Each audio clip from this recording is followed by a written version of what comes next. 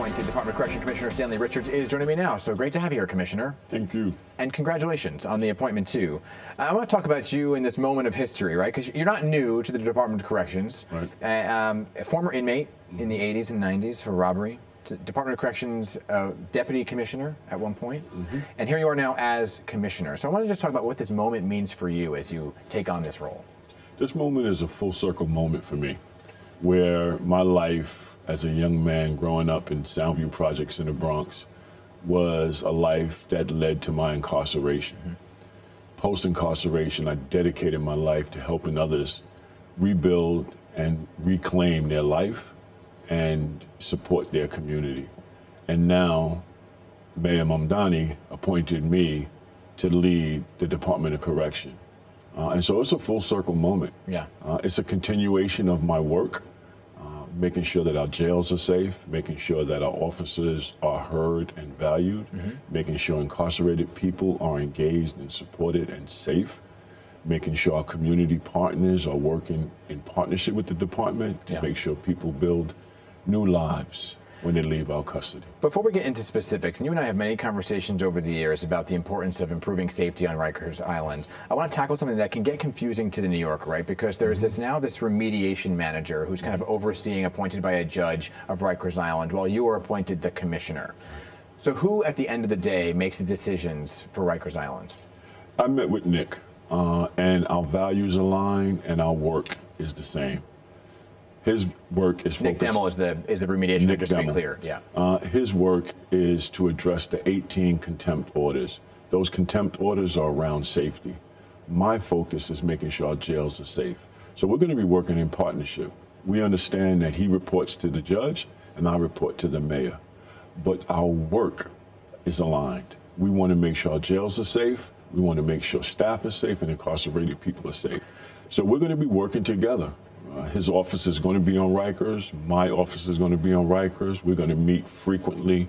We're going to be discussing strategies because at the end of the day, we want everyone to be safe. Do you think you'll be able to have a good working relationship with the manager, with the remediation manager? And I ask that because, you know, oftentimes you read the headline and it seems like it might be an adversarial one. I think we're going to have a real good relationship that's centered on the focus of our work. So at the making sure our jails are safe. At the end of the day, say you want to implement a change. Do you have the power to do that, or do you have to go through Nick? It's going to be a conversation with Nick. It depends on what the change I want to make is focused on. My priority is making sure our jails are safe. And so I'm going to engage Nick, and Nick is going to engage me as a partner.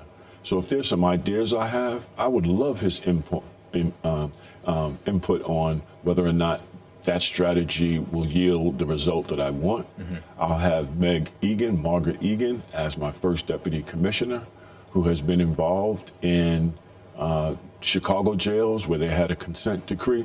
So I'm going to surround myself with people that I can rely on to help shape the strategies that we implement. And Nick is going to be one of those partners. Yeah, I mean, you mentioned Chicago, and just for people who are watching, it's not everyday practice that there is a remediation manager and a commissioner. It's very few around the country. I believe it's eight.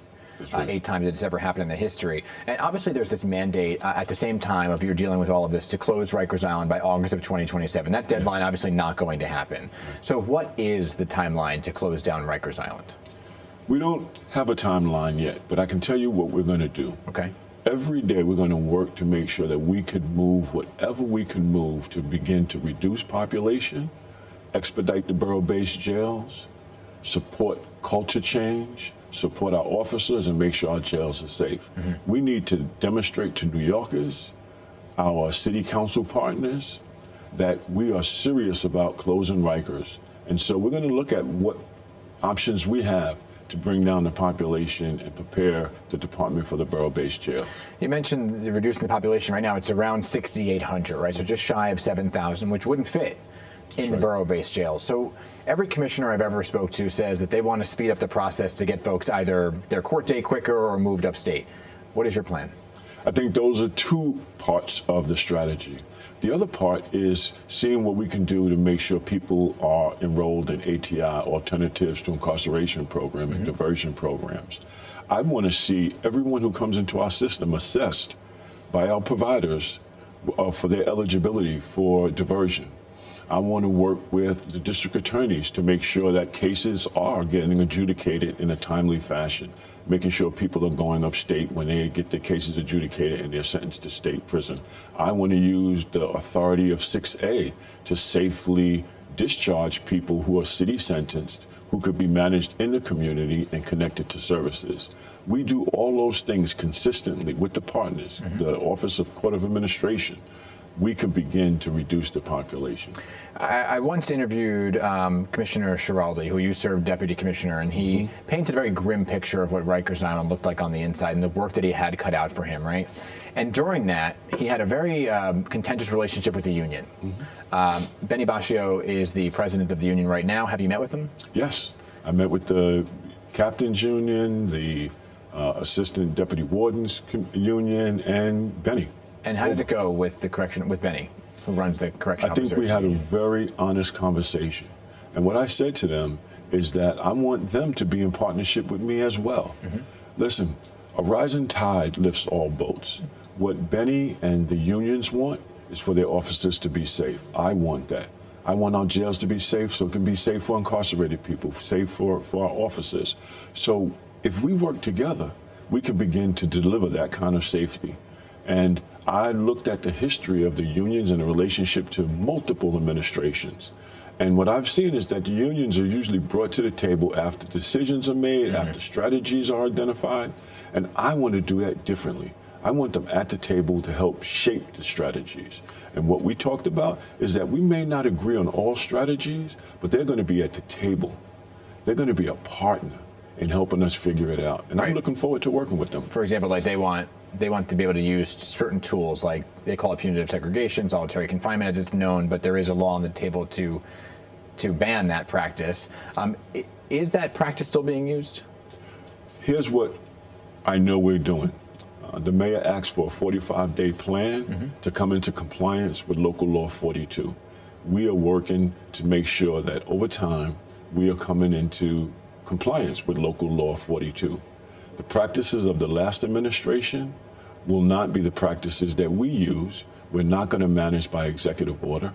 We're going to put together a plan and start to execute on that plan.